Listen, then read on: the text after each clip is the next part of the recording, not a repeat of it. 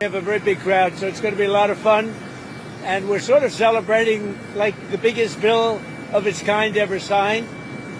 And it's going to make this country into a rocket ship. It's going to be really great. Mr. President, you met a lot of House Republicans yesterday. What got them to yes?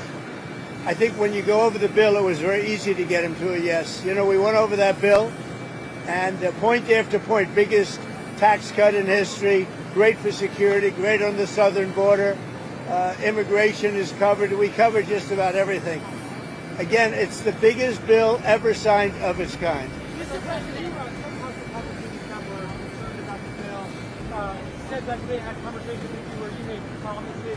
What promises did you make? Did you tell Representative Clyde that you could have some action on gun rights? What sort of deal did you make with those? Well, I talked to a lot of different Republicans in doing it, and we had a good time in being there. I did not have much of a problem with any of them. As you know, we had 2 negative votes, but we had whatever it was, the final vote. Did you get them to agree to yes? Yeah, I think a few of them I did, but I think they would have gone yes anyway. No deals, no deals. What I did is we talked about how good the bill is. I mean, that's a deal, I guess, when you think about it. But obviously convince them, but it was not hard. This is a great bill. This is going to be a great bill for the country.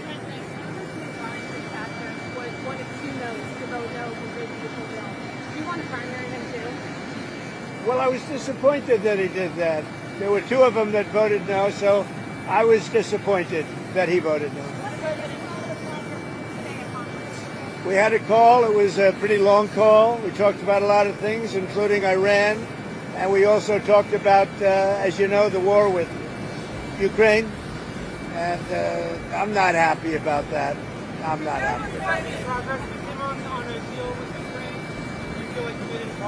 No, I didn't make any progress with them today at all. I think we're going to get great growth. I think we'll have growth at record numbers. This is going to be something that's amazing, and everybody was watching it all over the world. And I want to congratulate the Speaker and Tom Emmer and Steve Scalise and everybody else. I mean, they worked so hard, so hard. This has really been going on for over a year, if you think about it. I think, to be exact, about 14 months. And this was the culmination, and I guess it ended a lot earlier. A lot of people thought it would end up the following afternoon. Well, it ended up late in the evening, but they were great. They were great. And by the way, on the Senate side, I thought Senator Thune did a fantastic job.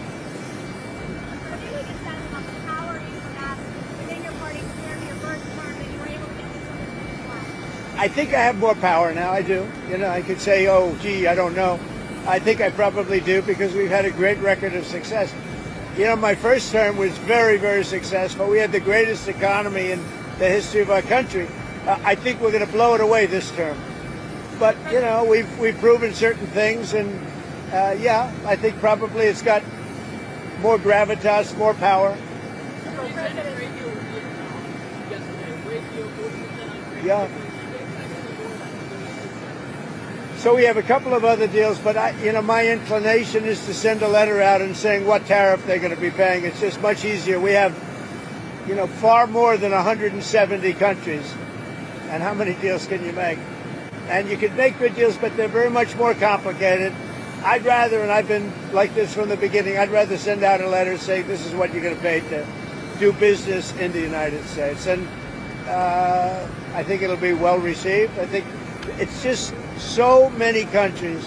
And, then they go specific. Let's do this, let's do that, beef, ethanol. And I'd rather just do a simple deal where you can maintain it and control it.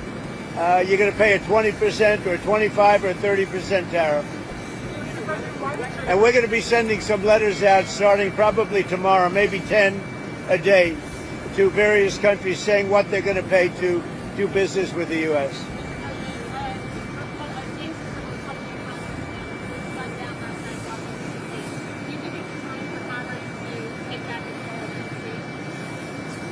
I think that D.C. has to become a very safe place, and we're not going to let anything bad happen to D.C. That's our beautiful D.C., and we're not going to let anything bad, and we'll have something to say about it next week. President, why did you hold back why did you pause weapons in Ukraine? What? Why did you pause weapons in We haven't. We're giving weapons, but we've given so many weapons. But we are giving weapons, and we're working with them and trying to help them. But we haven't. You know, Biden emptied out our whole country giving them weapons, and we have to make sure that we have enough for ourselves. Who are you with? Oh, no wonder. Go ahead.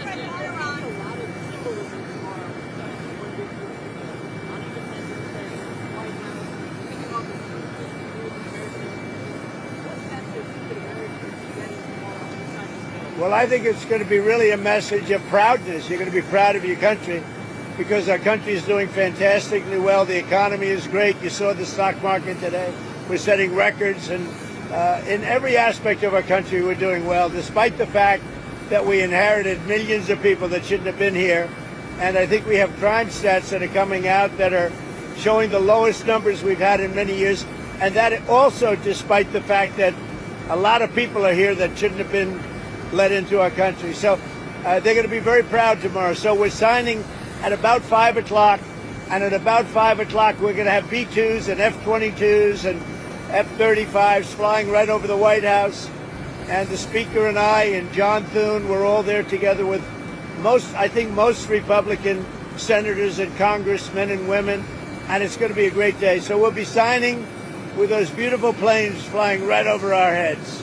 All right? What are your expectations for the next round of talks with Steve Waycroft and his Iranian counterpart? Well, we're going to see. Steve is a great guy. He's a great negotiator. Iran does want to speak, and I think they'd like to speak to me. And it's time that they do. We're not looking to hurt them. We're looking to let them be a country again. They got beat up, and you know they were both exhausted, frankly. But Iran really got beat up, and I think they want to meet. I mean, I know they want to meet, and if it's necessary, I'll do it. But Steve is involved and very much involved, and he's done a fantastic job. All right, one more. President, on Gaza, do you still want the U.S. to take over Gaza as a part of a peace? I want the people of Gaza to be safe, more importantly. So that could I want to see safety for the people of Gaza. They've gone through hell. Thank you very much, everybody. Thank you.